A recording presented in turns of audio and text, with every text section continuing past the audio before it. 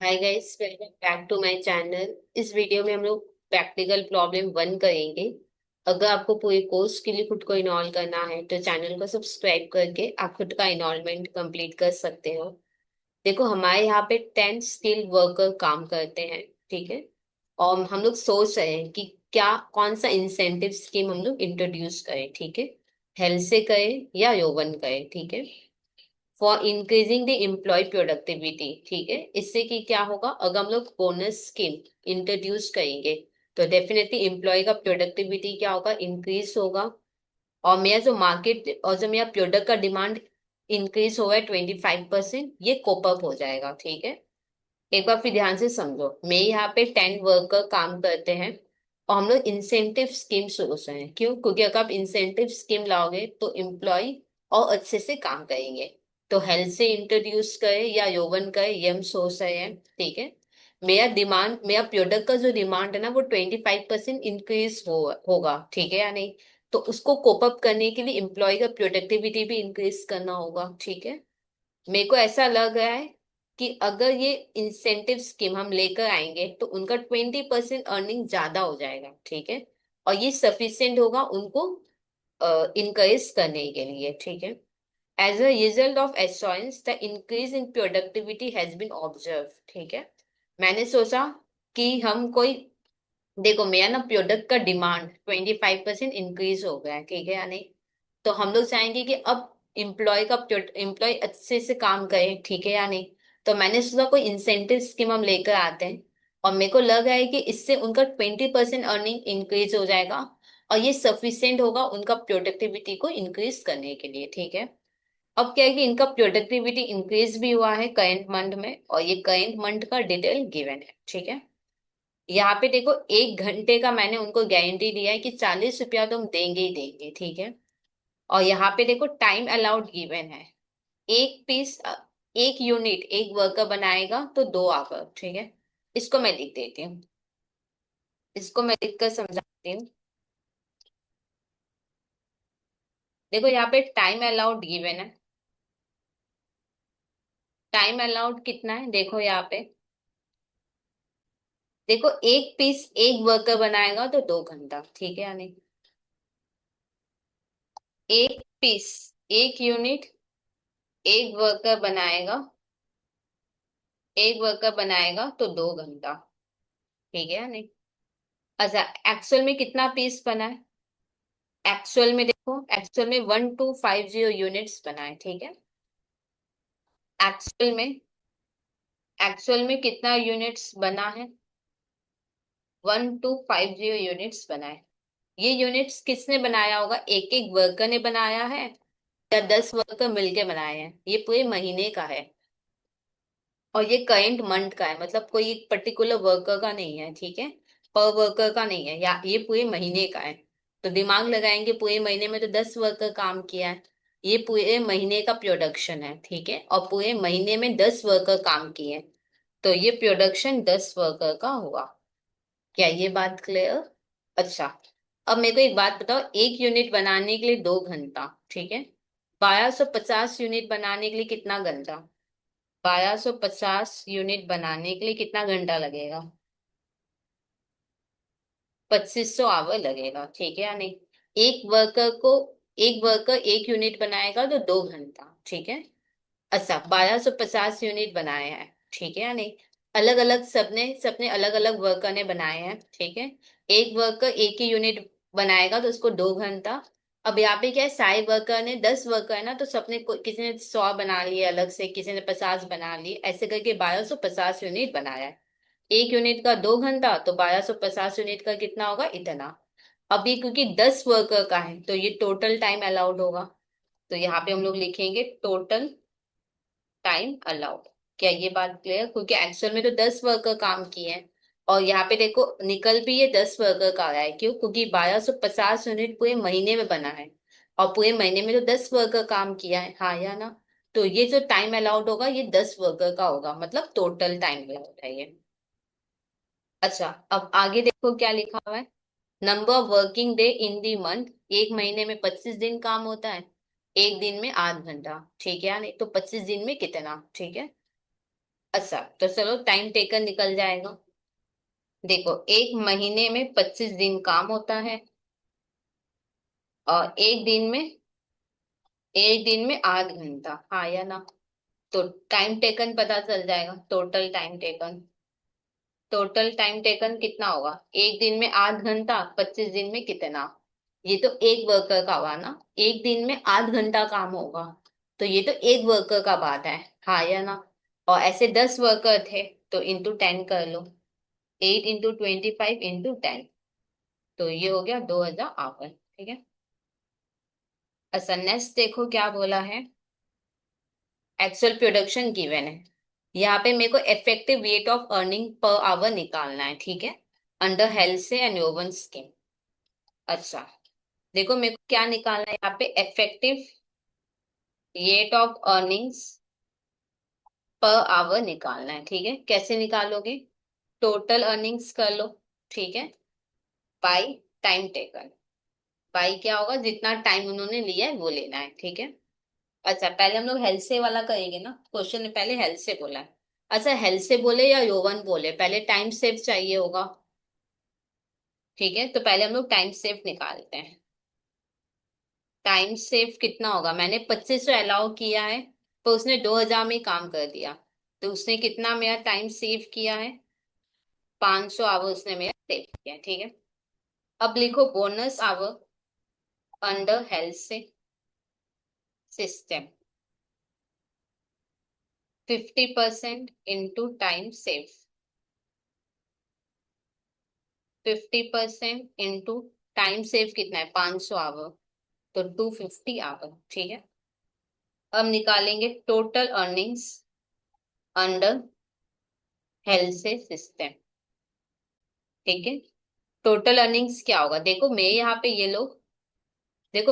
ये लोग 2000 आवर काम करें, टोटल टाइम टेकन मतलब उन्होंने 2000 आवर लिया है, तो वो लोग ने डेफिनेटली मैं यहाँ पे 2000 आवर काम किया, तो एक हम उनको 2000 आवर का पेमेंट करेंगे, और एक हम उनको 250 आवर का पे करेंगे, हाँ या ना। क्या ये बात क्लियर, ओके। इनटू एक एक घंटे का कितना पे करेंगे, आपको याद है हमने गारंटी दिया था कि एक एक घंटे का हम उसको 40 रुपया करके पे करेंगे, तो यहाँ पे करेंगे इंटू 40। सॉल्व करो कितना होगा, 90,000 होगा टोटल अर्निंग। अब निकाल लेते हैं effective rate of earnings per hour, ठीक है। फॉर्मूला क्या है, total earnings by time taken, 90,000 divided by time taken है 2000। सॉल्व करो कितना होगा, ₹45 पर आवर। क्या ये बात क्लियर, ओके। अब मेरे को यौवन का करना है, तो लिखेंगे बोनस आवर अंडर यौवन सिस्टम।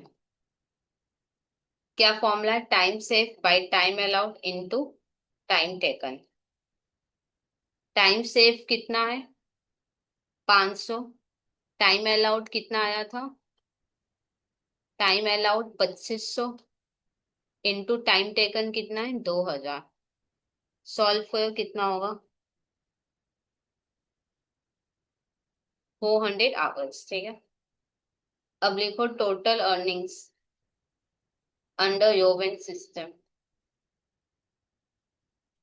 देखो वर्कर ने ना, पता है 2500, वर्कर ने 2000 आवर लिया है, तो डेफिनेटली उन्होंने मेरे यहाँ पे 2000 आवर काम किया है, तो 2000 आवर का हम उसको पैसा देंगे, प्लस बोनस आवर का भी हम पैसा देंगे, और एक एक घंटे का 40। गारंटी था ना, एक एक घंटे का 40 देंगे देंगे, तो कितना होगा, 96,000। अब effective rate of earnings per hour, total earnings divided by time taken. Total earnings 96,000, time taken 2000। Solve करो कितना आएगा, 48 पर आवर। क्या ये बात क्लियर, अच्छा। अब नेक्स्ट मेरे को क्या निकालना है यहाँ पे, नेक्स्ट मेरे को सेविंग निकालना है। तुम्हें क्या बोला है, कितना सेविंग हुआ है अपने को, ठीक है, in term of direct labour cost per unit under this scheme. ठीक है, देखो direct labour cost per unit normally मेरा कितना लगता, और इन सिस्टम में अंदर अंदर इंसेंटिव स्कीम अब मेरा लेबर कॉस्ट पर यूनिट कितना हो रहा है, उस हिसाब से मेरे को सेविंग्स निकाल लेना है। ठीक है, अच्छा पहले हम लोग normal labour cost per unit क्या होगा, अगर कोई इंसेंटिव स्कीम नहीं होता तो हम लोग पर यूनिट का कितना पे करते हैं, पहले ये डिसाइड करते हैं। यहाँ पे देखो, एक वर्कर को एक यूनिट बनाने के लिए हम 2 आवर्स अलाउ करते हैं, हाँ या ना। और और 1 घंटे का 40 रुपया, तो 2 घंटे का कितना होगा, 80 रुपया। इसको मैं लिख कर समझाती हूँ, एकदम ध्यान से समझ। देखो, एक यूनिट बनाने के लिए एक वर्कर को एक यूनिट बनाने के लिए हम लोग टाइम अलाउ करते हैं 2 आवर। ठीक है, अच्छा 1 घंटे का 40 रुपया, हाँ या ना। 1 घंटे का 40 रुपया, तो 2 घंटे का कितना होगा, 80 रुपया, हाँ या ना। और ये 80 रुपया लगा के कितना यूनिट बनेगा, ये 80 रुपया लगा के एक यूनिट बनेगा, इसमें कोई प्रॉब्लम। तो लेबर कॉस्ट पर यूनिट मिल गया कि नहीं, एक यूनिट का लेबर कॉस्ट मिल गया। अब यहाँ पे लिखो लेबर कॉस्ट पर यूनिट कितना होगा, 40 × 2। इसमें कोई प्रॉब्लम, देख लो मैंने क्या किया है यहाँ पे। देखो, एक वर्कर को एक यूनिट बनाने के लिए हम 2 घंटा अलाउ करते हैं, 1 घंटे का 40 रुपया, हाँ या ना। तो 2 घंटे का कितना होगा, 80 रुपया। मतलब एक यूनिट बनाने के लिए 80 रुपया लगता है। ठीक है, तो यही मैंने निकाला है। अब हम लोग निकालेंगे labour cost per unit under health scheme, ठीक है। मेरे को बताओ टोटल लेबर कॉस्ट कितना आया था हेल्थ से में, ये देखो। टोटल अर्निंग्स मतलब क्या होता है, टोटल कॉस्ट, हाँ या ना। पीएफ वगैरह कुछ ना हो तब तो वही होता है ना। तो टोटल अर्निंग से क्या हुआ, total cost that is 90,000 divided by total units कितना बना था, 1250, हाँ या ना। टोटल कितना यूनिट्स बना था, 1250, 1250 करो डिवाइड कितना होगा, 72 पर यूनिट। ठीक है, 72 पर यूनिट। अब हम लोग लिखेंगे labour cost per unit under यौवन स्कीम। ठीक है, यौवन स्कीम में टोटल अर्निंग जितना होगा नॉर्मली उतना ही टोटल कॉस्ट होता है। पीएफ अगर हो तब वो अलग हो जाता है। 96,000 डिवाइडेड बाई 1250, तो होगा 76.80। ठीक है, अब एकदम ध्यान से समझना। देखो, नॉर्मली हम लोग 80 रुपया देते हैं। नॉर्मली अगर कोई इंसेंटिव स्कीम ना हो तो 80 रुपया देना पड़ेगा एक एक यूनिट का। अब देखो, हेल्थ से में हम लोग एक एक यूनिट का 72 देते हैं, तो कितना सेविंग हुआ है माइनस करके निकालेंगे।